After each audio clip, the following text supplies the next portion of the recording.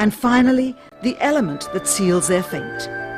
Of all the footage of Apollo 11 requested from NASA over a 5-year period, one gem was discovered just before the completion of this documentary.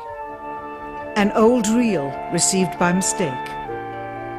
It contains the raw or unedited footage of the crew of Apollo 11, Michael Collins, Edwin Aldrin Jr. and Neil Armstrong, staging part of their mission for nearly an hour in living color, with exceptionally clear behind-the-scenes audio of conversations discussing the techniques used to achieve a disingenuous picture depicting the Earth at a distance in order to falsely demonstrate their far journey from it and their ability to survive passing through the Van Allen radiation belts.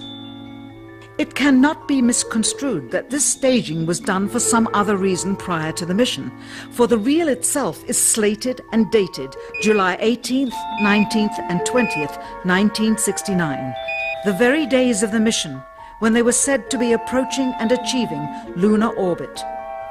Furthermore, it is apparent they are in genuine zero gravity aboard the actual spacecraft, necessary to convince the mass media of their authenticity, just not any further than Earth orbit, as you will see.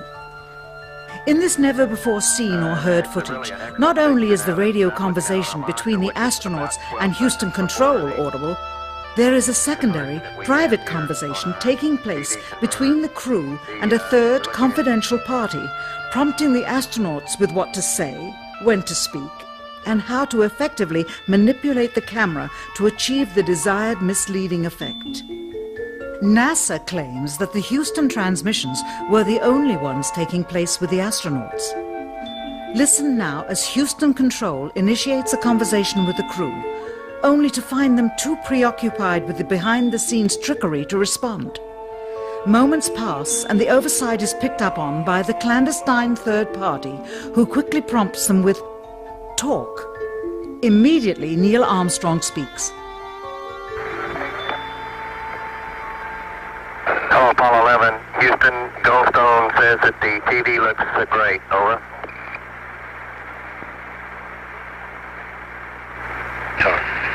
Okay, Roger. We're mapping in on Earth. Again, the illusion they are attempting to create is the Earth at a distance to demonstrate their far journey from it and their ability to survive passing through the Van Allen radiation belts. Understand, too, that only about 20 seconds of this raw footage was ever broadcast to the public, and these conversations discussing their deception were believed to be private, until now. Here they discuss that these television transmissions were in fact not broadcast live as everyone believed. They were first screened and edited for playback later.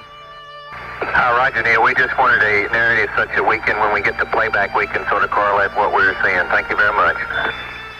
Here they discuss the fact that they have turned out the lights and have blocked out sunlight from entering the spacecraft through the other windows, as to not cause any reflected light to fall onto the spacecraft's wall in the foreground. Okay, very good. Well, we shut out the sun coming in some of the other windows into the spacecraft, so it's looking through the number one window, and there isn't any reflected light. The reason this was done is so that the truth of the matter would not be revealed. It is this.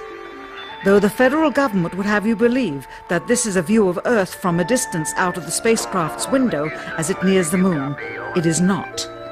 What they have ingeniously done is placed the camera at the back of the spacecraft and centered the lens on a circular window in the foreground, outside of which it is completely filled with the Earth in low orbit.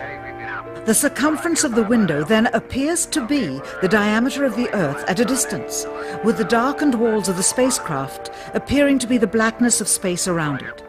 That is why they wanted the interior dark and blocked out the sun from entering through the other windows.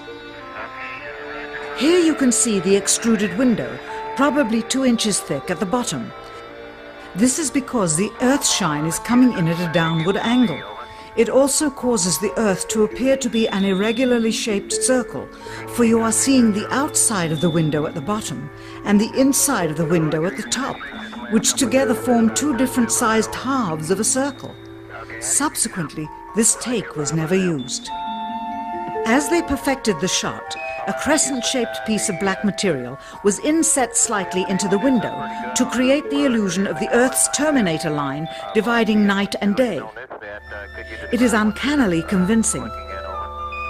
During this segment, intended to be edited and played back later for the worldwide television audience, dated July 18, 1969, Neil Armstrong condemns himself as he states that he is 130,000 miles out, or halfway to the moon, as the NASA flight log also states on this date, when he is in reality in low Earth orbit of a few hundred miles. Roger, Houston, Apollo 11. Calling in from about 130,000 miles out. Here, during another segment, also intended to air after review, Neil Armstrong falsely explains to the viewers how the shot is attained by putting the camera's lens to the window's glass, as it would have to be if they were the claimed distance away from the Earth. We only have one window that has a view of the Earth, and it's filled up with a TV camera. If the window was completely filled up with a TV camera, as he stated, then an astronaut's arm would not be able to get between the camera and the window, as it obviously does here in this outtake. South America becomes invisible just off beyond the terminator or inside the shadow. You can also notice how the astronaut operating the camera reacted to the mistake by attempting to pan away from it. Blue gas. See white bands of major cloud formations across the Earth.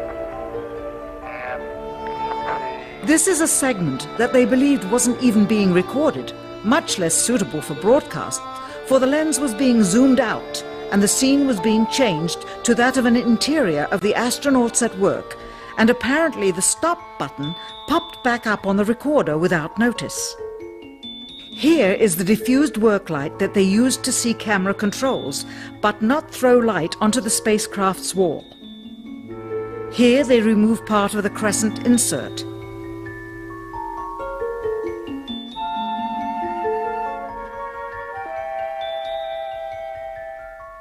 Finally, the iris is opened up and you can see the real location of the camera and the very bright and near Earth out the window. Here is the slate for the 19th of July, and the same shot of trickery on the 19th of July, and then the 20th, and the same misleading shot on the 20th. Later that evening, they were said to be walking on the moon. How can this be when they were in Earth orbit only 9 hours earlier, and the moon is some 3 days' journey away? Furthermore, if they genuinely went to the moon, why would they be faking any part of it? Why this trickery with the window? By faking being halfway to the moon, it becomes apparent that they did so because they could not even go halfway. It thus confirms that the stumbling block to their success was the lethal radiation of the Van Allen radiation belts. Since the same equipment was used on the subsequent missions in the 40 months that followed, none of them could have gone to the moon. They only increased their proficiency at staging them. When some TV viewers of the second manned mission to the moon telephoned the networks complaining that reruns of I Love Lucy were being interrupted, it became clear that for the taxpayers, once was enough.